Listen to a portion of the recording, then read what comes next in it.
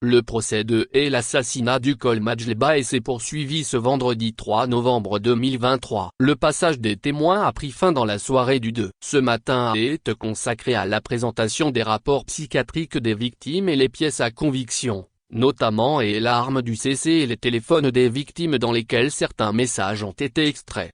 S'en est suivi la demande de la famille présentée par l'avocat de la partie civile. Selon l'avocat, la famille se pose deux questions. Qui a tué son fils? Qu'est-ce qu'il a dû faire pour mériter cette mort? Pour l'avocat, à la suite des débats, il s'est avéré qu'il s'agit d'un réseau bien formé composé de plusieurs membres, et le col Majleba se trouvait sur le chemin qui devrait conduire aux ambitions personnelles de ce réseau. Il est devenu un obstacle. Selon l'avocat, à la suite des débats, il est à retenir que la mort du col n'a été inutile. Et tout donne l'impression que tout le monde a comploté contre lui. La secrétaire qui dit n'avoir pas entendu la détonation, le chauffeur qui a apporté la sacoche vide au bureau du CC pour lui faire croire que ses armes sont avec lui au bureau et ses frères d'armes qui ont distribué des gratifications, allant même organiser des pratiques mystiques pour que son âme meure une deuxième fois. Pour l'avocat, tout a été prémédité, le tout déconnecté du commanditaire. À en croire la famille, la mort de Majleba est un message envoyé à l'armée et au chef de l'armée,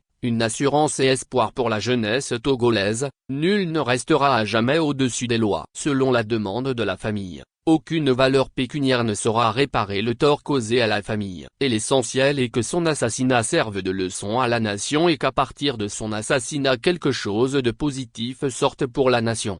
La famille demande donc un franc symbolique et la restitution des effets et biens du feu col. Pour l'avocat représentant et l'État qui a pris la parole à la suite de celui de la partie civile, et l'assassinat du chef corps est un message envoyé au chef suprême. Pour lui, parallèlement à la gendarmerie, le GAL Kadanga fait entrer en jeu l'USM qui dépend directement de lui. En plus de ça, il ajoute une enquête mystique. Et pendant que tout le monde est sous le choc, il assène un second coup qui est celui des tracts qui ont pour objectif, selon lui, de déstabiliser le pays. Au regard de tout cela et des investissements faits, et l'État estime ses préjudices à 10 milliards de CFA. Le procès a été suspendu suite à cette dernière intervention et a repris dans la soirée. C'est au procureur de la République de faire sa réquisition. Pour lui, tout ce que les déclarations des accusés avaient de commun était le silence. Pour le procureur, à la suite de toutes les expertises, tout a convergé vers le caporal-chef Songhin, le chauffeur du chef corps au moment des faits. Selon les déclarations du procureur, ce fut à dessein qu'il a laissé ses téléphones à la maison en ce jour spécial du 3 mai, jour de l'investiture du chef de l'État. Toutes ces déclarations à la barre, selon le procureur, était une étoffe de mensonge. Un mensonge cousu avec de mauvais fils. Selon le procureur, il n'avait pas verrouillé le véhicule du CC avant de lui remettre la clé. Il a déposé la sacoche vide pour faire croire au col qu'il a déposé les armes.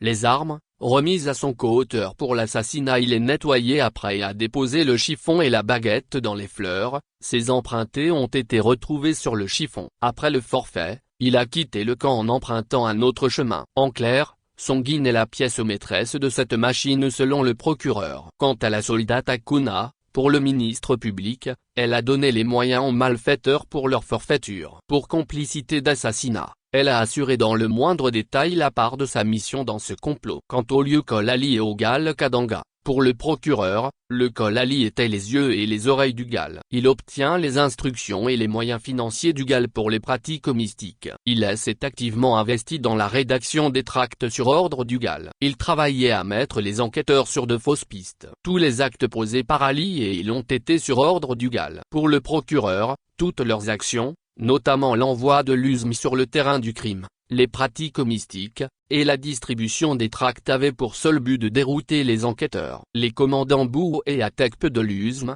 selon le ministère public, ont participé à l'entrave au bon déroulement de la justice par leur intrusion dans l'enquête. Ils avaient auditionné une quarantaine de personnes, y compris des personnes qui intéressaient les enquêteurs de la gendarmerie, ce qui détourne l'USM de ses missions. Quant au col à Bonkou, pour le procureur, il a autorisé les éléments du groupe Tradition pour les pratiques mystiques. Il a fait preuve de négligence dans la journée du 3 mai. En résumé, pour le procureur de la République, la secrétaire Akuna a livré le col Majleba à ses assassins.